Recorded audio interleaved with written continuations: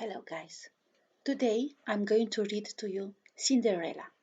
I know you all know it. It's a lovely story, but let's read it again. I love stories and I don't mind the number of times I've heard them. Once upon a time, there was a girl called Cinderella who often felt sad. She had two silly stepsisters and a stepmother who was not very nice to her. Cinderella worked hard, but the sisters were never satisfied. Every night Cinderella sat by the fireside with the mice. I'm going to share with you every single page.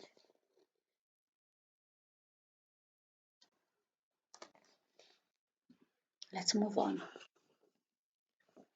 One day, the two stepsisters were being busy to Cinderella when a letter arrived. It was an invitation to a ball at the palace, but Cinderella's stepsister banned her from going. I love my beautiful balls. Instead, Cinderella had to help both her bossy sisters get ready for the ball. We look fabulous, they boasted.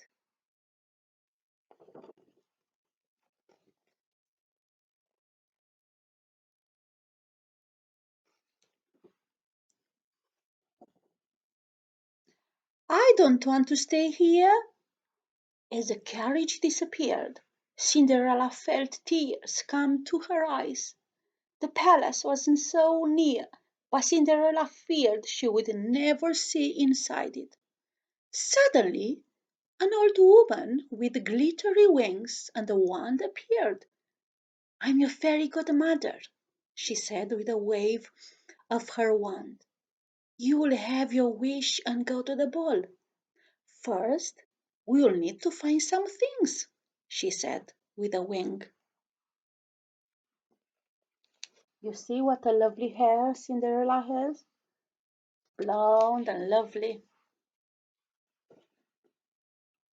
Bring me a pumpkin, please, said Cinderella's fairy godmother. With a twitch of a wing and a swing of her wand, she flung fairly magic high into the air. A big ripe pumpkin from the vegetable patch grew so big it looked as if it was ready to pop. So imagine how huge it was. Why was it so huge? Because we needed Cinderella to fit inside. Yes, to be her new carriage. The enormous pumpkin transformed into a beautiful carriage, while four mice became stunning white horses. As the magic swirled around, a brown rat turned into a coachman, and Cinderella clapped her hands. Wow, she was amazed. You would be amazed, isn't it? I would be amazed.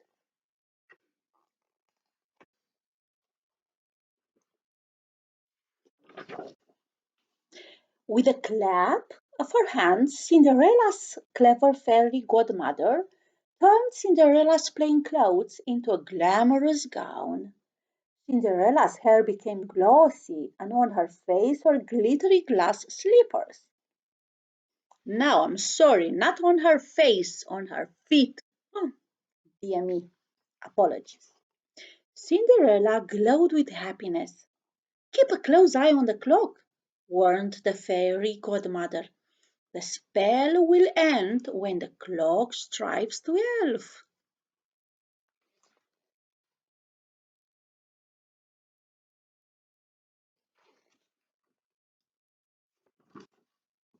As Cinderella arrived at the palace, wearing her stunning gown and with jewels in her hair, everyone turned to stare.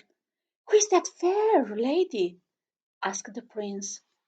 The prince spun Cinderella into the middle of the room. They danced all night by the light of the moon. The prince felt he had found his true love.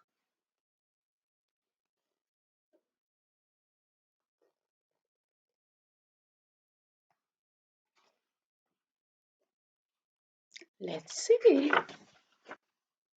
While the dancing carried on into the night, The clock struck 12. Cinderella gave a frightened cry.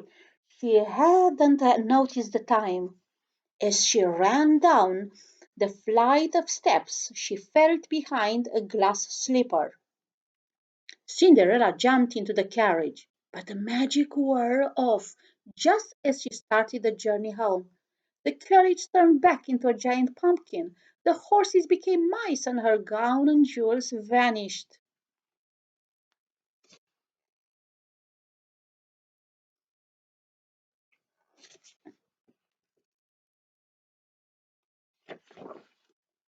The handsome prince's heart was heavy.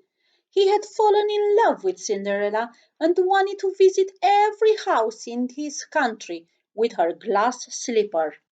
I will hunt high and low, said the prince. Whoever this slipper fits shall be my bride.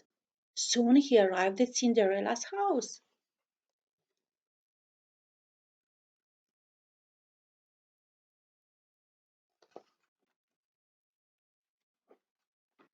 The prince called everyone in to try on the slipper.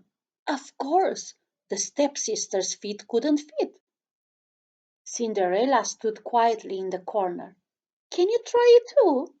Asked the prince. She can't try it on. She works in the kitchen, replied Cinderella's cunning stepmother. The kind king prince lifted Cinderella's foot onto the cushion. The slipper fitted. No one could believe it.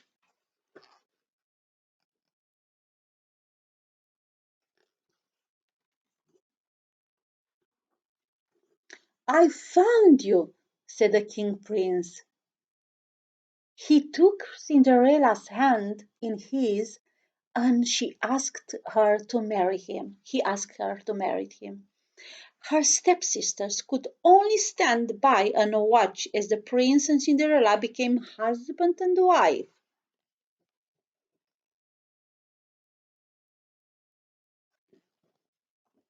I hope you enjoyed. I'm going to read more stories to you next time. Thank you. Take care. Bye bye.